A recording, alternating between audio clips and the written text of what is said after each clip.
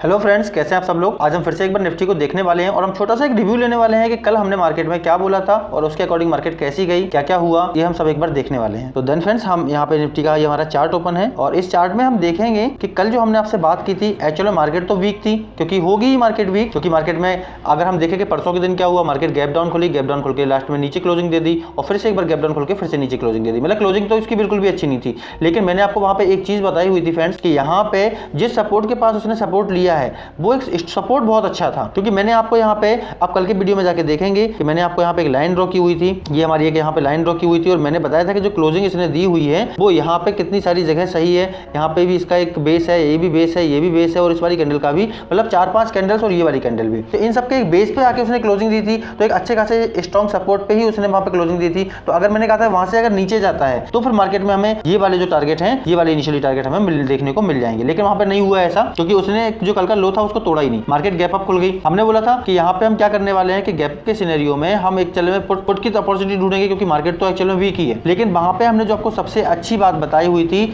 अगर यहाँ पे किसी ने लॉस किया होगा तो एक बार वो वीडियो को जाके जरूर देखना। मैंने यहाँ पे बोला हुआ था कि ये ट्रेंड लाइन यहाँ पे वर्क कर रही है और इस ट्रेंड लाइन के बेसिस पे हम यहाँ पे ट्रेड लेने की कोशिश करेंगे। ये हमारी यहाँ पे ट्रेंड लाइन थी। तो एक तो हमने आपसे ये बोला था कि अगर मार्केट गैप अप खुलता है, मार्केट गैप अप खुला और अगर इस ट्रेंड लाइन के आसपास कहीं भी जाके एक रेजिस्टेंस लेता है, हालांकि इसने प्रॉपर हमें एंट्री नहीं दी, नो इश्यू, अगर हमारी एंट्री छूट गई कोई बात नहीं, हम बाद में देखेंगे, लेकिन अगर किसी ने यहाँ पे एंट्री ली होगी तो उसको एक अच्छा खासा टारगेट यहाँ तक के लिए मिल ही गया होगा। लेकिन अगर नहीं मिला तो सेकंड टाइम मार्केट ने हमें यहाँ पे एंट्री दी। तो हम यहाँ पे अगर एंट्री बनाते हैं तो मैंने आपसे वहां पे एकदम क्लियरली इस चीज को बोला हुआ था कि अगर आपने यहाँ पे स्टैंड लाइन पे एंट्री ली और अगर हमारी 5 मिनट की कैंडल ने अगर ऊपर की तरफ क्लोजिंग दे दी तो उस क्लोजिंग पे हमें तुरंत निकल जाना है, हमें आगे के लिए नहीं बैठना है। हमें ये होप नहीं करनी है कि इस लेवल से नीचे आएगा या फिर अब इस लेवल से नीचे आएगा या फिर इस लेवल से नीचे आएगा। ये हमें एंट्री में कभी भी, हम जब भी मार्केट में ट्रेड करें तो ये हमें कभी भी नहीं लेना है, क्योंकि यही जो साइकोलॉजी है वही हमें यहाँ पे सबसे ज्यादा परेशान करती है और इसी वजह से हमारा लॉस होता है। अगर हम साइकोलॉजी को चेंज कर लें तो फिर हमें लॉस नहीं होगा।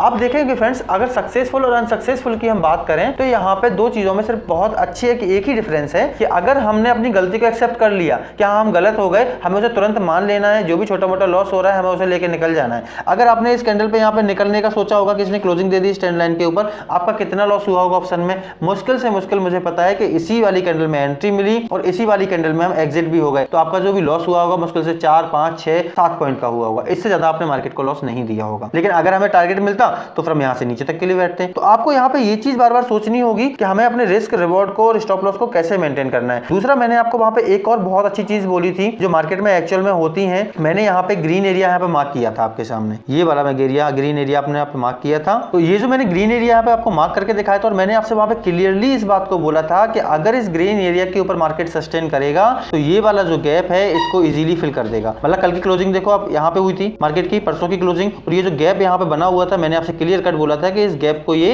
इंस्टेंटली फिल कर देगा और इसने यहाँ के ऊपर सस्टेन करने के बाद इस पूरे गैप को फिल कर दिया। तो ये तो हो गया कल का। अब यहाँ पे अब आपको समझ में आएगा कि अगर इसने किसी ने यहाँ पे पुट लेने के बाद अगर सोचा होगा यहाँ से गिरेगी, यहाँ से गिरेगी और यहाँ से गिरेगी और एवरेज किया होगा तो उसका पैसा एक दिन में चला गया होगा, और अगर उसने यहीं पे स्टॉप लॉस अपना ले लिया होगा तो मुश्किल से लॉस कितना हुआ होगा, 4, 5 पॉइंट, 6 या 7 पॉइंट का, इससे ज्यादा लॉस तो होगा नहीं मार्केट में। तो अब हम यहाँ पे देख लेते हैं कि कल क्या होने वाला है या फिर हम कल के लिए क्या क्या अपॉर्चुनिटी देखें, क्योंकि मार्केट तो बहुत डायनेमिक है। अगर देखो फ्रेंड्स, अभी मार्केट में एक्चुअल में सेंटीमेंट्स बहुत सारे काम कर रहे हैं। एक तो वो रशिया की न्यूज भी चल रही है, बाकी कुछ घोटालों की न्यूज भी चल रही है, तो मार्केट तो बहुत सारा डायनेमिक है, मतलब कभी भी ऊपर कभी भी नीचे कैसे भी जा सकता है। तो हमें सबसे पहले माइंड में ये रखना होगा कि हमें बिना किसी एसएल के यहाँ पे काम नहीं करना है। एसएल तो हमें मस्ट है कि लेना ही लेना है। आप देखो फ्रेंड्स, एक मार्केट में एक चीज आपने सीख ली, एसएल लेना कब, जब आप गलत साबित हुए। आप मार्केट में कुछ भी करें, आप सेल करें, बाय करें, पुट बाय करें, कॉल बाय करें, आप प्रॉफिटेबल होंगे। ये इस बात को आप अपने दिमाग में बिल्कुल इजीली बैठा लो। जैसे एग्जांपल दे देता हूं, सपोज करो हमें यहाँ पे एक एरिया जो नजर आ रहा है, ये एक हमारा हैंडल पॉइंट है। यहाँ पे हम एक सप्लाई जोन को देखेंगे कि ये हमारा सप्लाई जोन हो गया। यहाँ तक एक क्यों हो गया सप्लाई जोन, क्योंकि ये अभी आपने देखा था कि पिछली वाली जो कैंडल्स हैं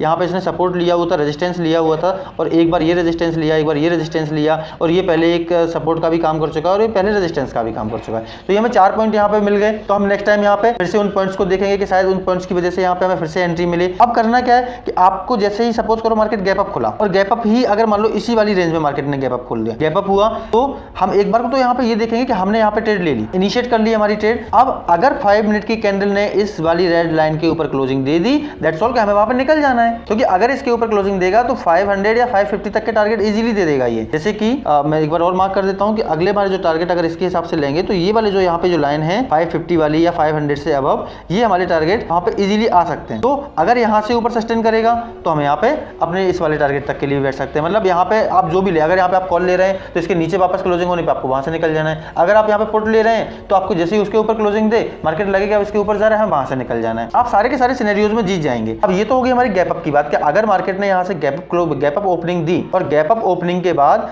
अगर इस एरिया से एक बार रेजिस्टेंस खाया तो हम यहाँ से नीचे के लिए बैठेंगे। पहली एक कहानी। दूसरी कहानी, अगर इसके ऊपर सस्टेन होगी तो सस्टेन होने के बाद हम कॉल साइड भी बैठ सकते हैं, लेकिन अभी मार्केट के सेंटिमेंट्स ऐसे हैं कि कभी भी ऊपर कभी भी नीचे, तो आप करें कुछ भी लेकिन स्टॉप लॉस जरूर ले लें। हम यहाँ तक के एक ये वाले टारगेट के लिए बैठ सकते हैं क्योंकि ये वाले टारगेट हमें इनिशियली देखने को मिल जाएंगे। और अगर यहाँ से मार्केट नीचे आती है तो ये जो ग्रीन एरिया यहाँ पे मैंने मार्क किया हुआ है ये इसके लिए अब एक सपोर्ट का काम करेगा।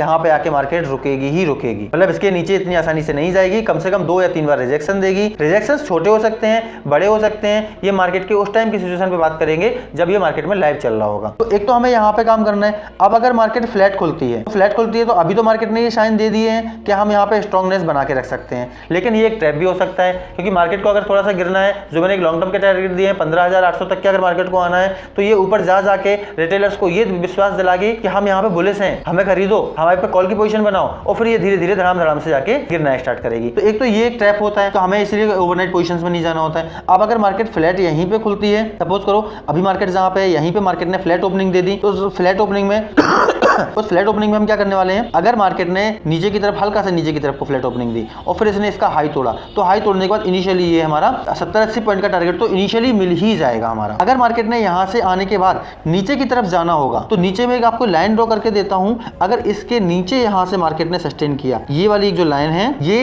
इसको मैं थोड़ा सा डिफरेंट कलर दे देता हूं। ये वाली जो ब्लू लाइन आप देख रहे हैं, अगर मार्केट ने फ्लैट ओपनिंग खुलने के बाद अगर ऊपर की तरफ सस्टेन किया तो ये हमारा इनिशियली यहां तक के टारगेट हमें देगा। ये वाले अगर यहां से खुलने के बाद नीचे आने के बाद इसके नीचे आना शुरू किया मार्केट ने, तो फिर हम टारगेट से यहां से नीचे तक के लिए बैठेंगे। और नीचे कहां तक के लिए बैठेंगे, ये हमारा वही वाला एरिया है, ये ग्रीन वाला एरिया, हम यहां तक के लिए बैठेंगे क्योंकि यहां तक मार्केट फिर आसानी से एक बार यहां से लेके यहां तक आ सकती है और कई बार बहुत तेजी में भी आ सकती है क्योंकि मार्केट के जो सेंटीमेंट्स हैं वो बहुत ज्यादा है, बिक्स ज्यादा हाई है। और बिक्स हाई होने से हमें ऑप्शंस में भी जो आप काम करेंगे तो उसमें भी आपको देखना होगा कि आपको कौन सा ऑप्शन लेना है, उसी के हिसाब से काम करेंगे। क्योंकि ये वाली लाइन जो मैंने ड्रॉ की है, इसको आप पिछली बार देखेंगे तो पिछली बार इसने यहाँ पे एक सपोर्ट का काम किया था, सपोर्ट का काम किया था, तो अब ये सपोर्ट का काम करेगा। अभी भी आज भी इसने सपोर्ट का काम किया, तो अगर ये ब्रीच होगा तो फिर हमें इनिशियली यहाँ तक के टारगेट मिल जाएंगे। तो ये तो हमारी कौन सी वाली बात हो गई कि गैप अप का हमने सिनेरियो देख लिया, हमने फ्लैट ओपनिंग का सिनेरियो देख लिया। अब हम एक बार बात करते हैं कि सपोज मार्केट में गैप डाउन ही ओपन हो। गैप डाउन अगर ओपन होगा तो अगर मार्केट ने यहाँ कहीं गैप डाउन ओपनिंग दे दी इस वाले एरिया में और फिर मार्केट ने इस वाली ब्लू लाइन को टच किया, तो यहाँ पे टच करने के बाद अगर हम नीचे की तरफ को बैठेंगे क्योंकि गैप डाउन ओपन देंगे, तो फिर हमें थोड़ा सा देखना चाहिए कि मार्केट बियरिश है। तो हमें इसी वाली लाइन को एक एसएल के रूप में देखना है कि ये हमारी 5 मिनट की कैंडल या 15 मिनट की कैंडल या 10 मिनट की कैंडल, आप जिस पे भी ज्यादा रिलायबल फील करते हैं, ये अपनी अपनी स्टडी होती है। अगर इसके ऊपर क्लोजिंग दे दी तो फिर हमें यहाँ पे निकल जाना है। और अगर क्लोजिंग नहीं देती है, मार्केट धीरे धीरे इस टाइप की कैंडल्स बना बना के या थोड़ा सा बीच में ग्रीन बना के आता है, तो मार्केट हमारा इनिशियली इस वाले एरिया को टच करने जरूर आ जाएगा। जरूरी नहीं है एक्चुअली पॉइंट टू पॉइंट कभी भी कोई चीजें नहीं होती हैं, तो आपको बिल्कुल ऐसा ही नहीं करना है कि नहीं हम सिर्फ इसी एरिया के लिए यहीं पे बैठे रहेंगे। आप इसको थोड़ा सा वाइड कर लो, ये वाला हमारा एरिया ऐसे कर लो, आपको लगता है कि हाँ यहाँ से ऊपर नीचे अगर थोड़ा सा होता है तो हम यहाँ के ऊपर नीचे भी अपने जो टारगेट्स हैं उनको बुक कर लेंगे। ये एक हमारा ग्रीन एरिया होगा, यहाँ पे ये हमारे सपोर्ट का काम करेगा। तो हमें इनिशियली इन वाले टारगेट्स तक आने से थोड़ा सा पहले भी आप अपनी मतलब उसके हिसाब से आप यहाँ पे बुक कर सकते हैं। तो ओके फ्रेंड्स, ये हमारी कल की एनालिसिस है, आप इसको एक बार जरूर देखें। इन वीडियो से एक्चुअल में जो सीखने को मिलेगा वो लॉन्ग टर्म के लिए आपको बहुत ज्यादा बेनिफिट करेगा, क्योंकि कल हमने जो बोला था वो भी हमने क्लियरली बोला था कि अगर जाएगा तो गैप फिल करके ही आएगा। तो आज मार्केट ने गैप फिल किया है। तो ओके फ्रेंड्स, हम फिर से मिलेंगे कल एक नई एनालिसिस के संग। ओके, जब तक के लिए बाय बाय, टाटा।